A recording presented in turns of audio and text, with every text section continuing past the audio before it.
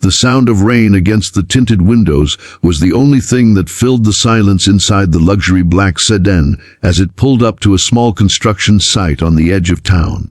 Raymond Hayes, one of the city's most powerful real estate tycoons, sat in the back seat, scrolling absently through his phone, his face stern and emotionless. To the world, he was the perfect image of success, tailored suit, silver cufflinks, and eyes that had seen more deals than dreams. But beneath that cold exterior was a man haunted by something no amount of money could fix: the loss of his daughter, Lily. It had been 8 years since she vanished after a tragic accident during a family vacation.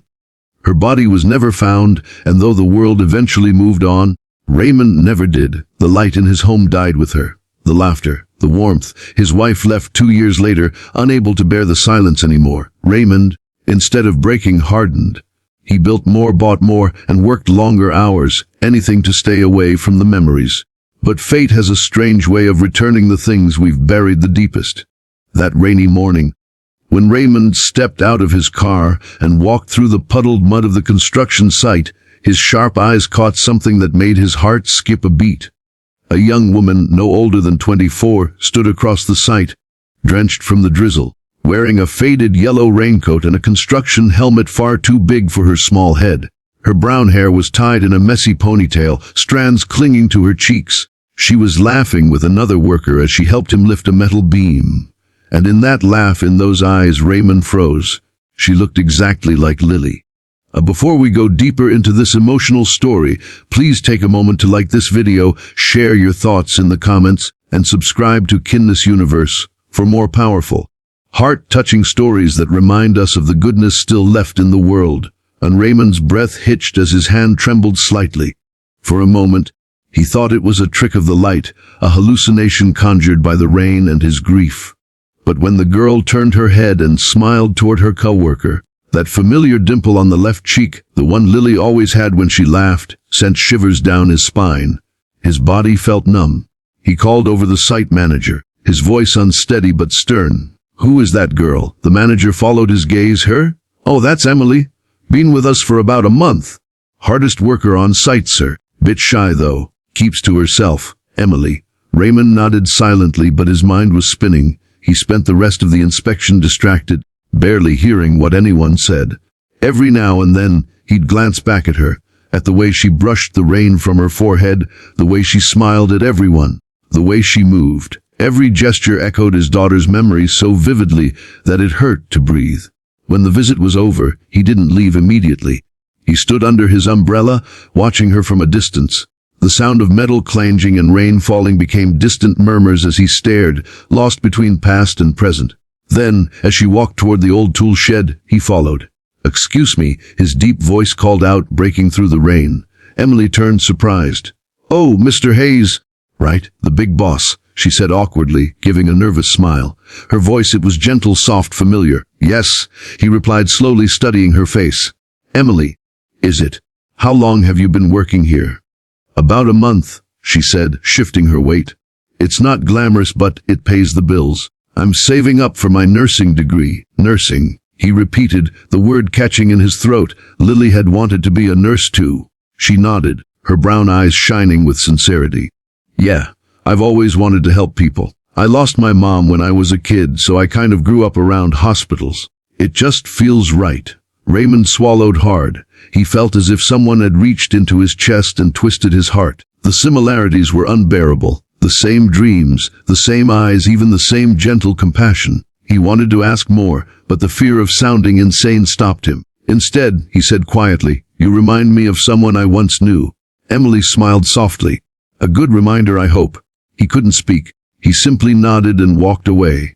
But that night, for the first time in years, he didn't go home to his empty mansion. He drove to his daughter's old room at the lake house and sat there in the dark, staring at her photos, comparing every detail, every feature, to Emily's. The resemblance wasn't just uncanny. It was impossible. Over the next few days, Raymond couldn't stop thinking about her. He visited the site again, under the pretext of checking progress, but in truth, he just wanted to see her again, to confirm to himself that she was real. Each time he saw her, that ache in his chest grew stronger. There was something in her that wasn't just resemblance, it was a presence a familiarity beyond flesh and bone. Finally, he asked his private investigator to look into Emily's background. Within hours, the man returned with a thin folder. Emily Carter, born 2001, adopted at age 6 from a local orphanage. Current address, small apartment in the South District. Works 2 jobs. Adopted. Raymond's hands trembled as he opened the report. The adoption date, April 15, 2007, was just a year after Lily had disappeared. He felt his knees weaken. The world blurred around him. Could it be possible? He needed proof. That evening, he went to see Emily again. She was sitting alone near the site cafeteria, eating instant noodles. The soft glow of the vending machine reflected in her tired eyes. Raymond approached, his voice trembling slightly. "Emily, would you have dinner with me tonight? I'd like to discuss an opportunity." Her eyes widened. "Dinner? With you? I'm not sure I'd fit in with that kind of crowd, sir." He smiled faintly. "It's not business. Just a conversation." That night, they met at a small Italian restaurant in town, not one of Raymond's usual 5-star venues, but a quiet, modest place. He wanted her to feel comfortable. Over pasta and soft jazz, they talked.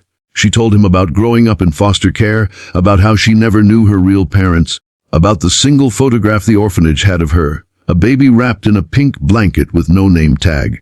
Raymond listened in silence, his hands gripping the edge of the table. His mind screamed that it couldn't be a coincidence.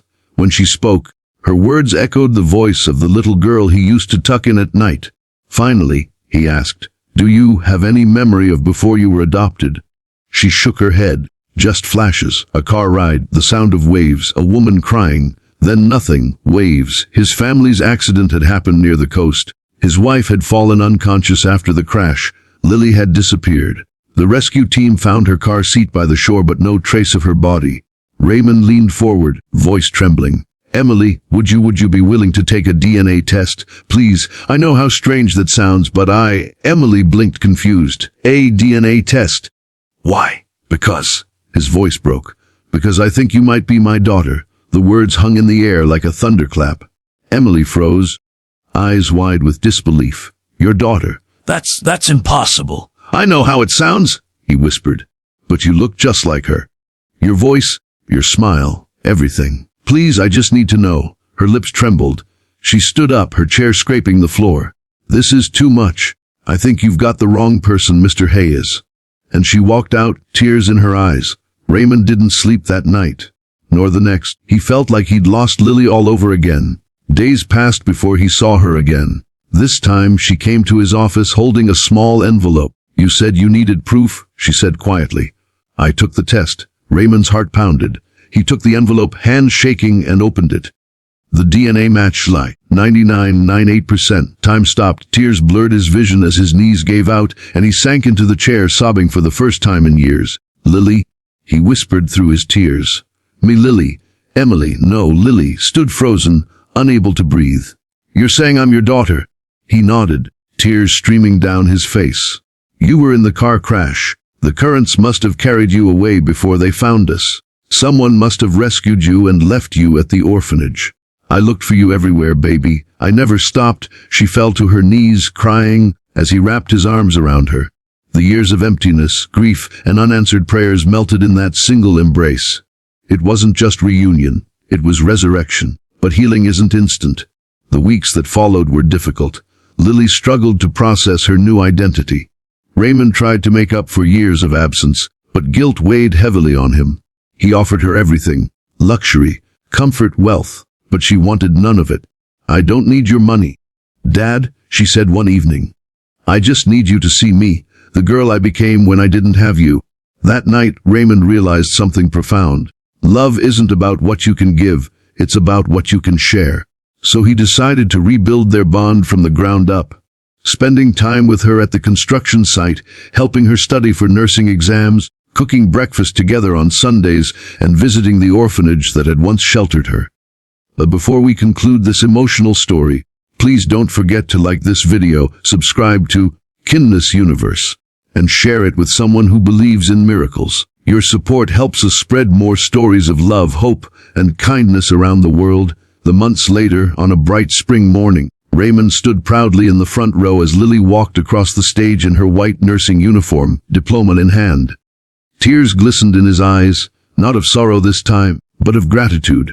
As the crowd applauded, Lily looked at her father and smiled, the same smile he thought he'd never see again. And in that moment, he realized that no fortune in the world could compare to the wealth of a second chance. Because sometimes, life brings us back what we thought was lost, not when we want it, but when we're finally ready to cherish it, and as father and daughter embraced. The camera of life zoomed out on a picture not of a millionaire and a worker, but of a man and his child finally home.